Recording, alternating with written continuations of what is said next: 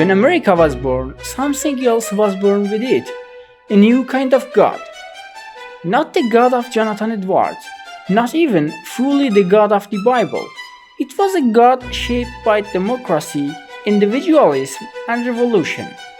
A God that blessed freedom, sanctioned rebellion, and merged alongside a new nation. But here's the twist. That very God, the American God, would one day tear the nation apart. This is the story that historian Mark Noll uncovers in America's God. Today, we'll trace how America didn't just create a nation, it created its own God and paid the price. Stick with me. Let's start in the 1740s. Jonathan Edwards preached about a God who was majestic, sovereign, and in control of every atom in the universe. His sermons were fiery, his theology was cosmic. God was the king. But then came the American Revolution, and everything changed. As the colonies rose up against Britain, preachers began to blend theology with politics.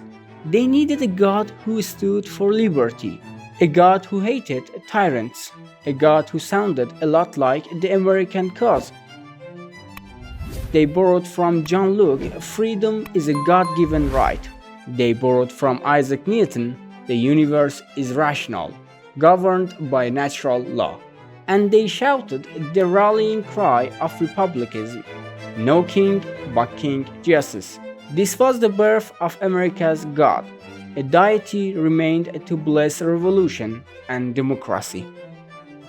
Here's the question: was this progress or the first step toward corrupting faith? Drop your thoughts in the comments. Mark Noll calls this the democratization of theology. What does that mean?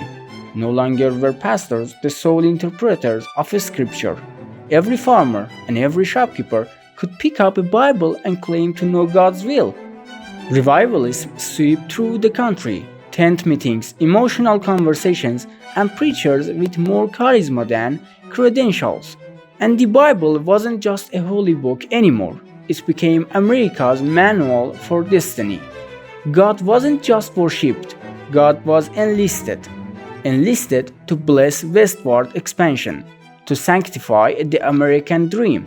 As Mark Noll puts it, God became America's brand ambassador. But then came the great test, slavery.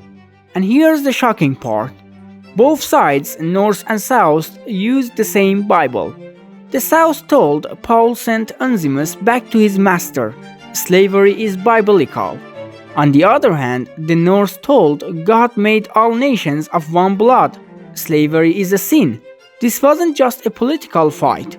It was a theological civil war.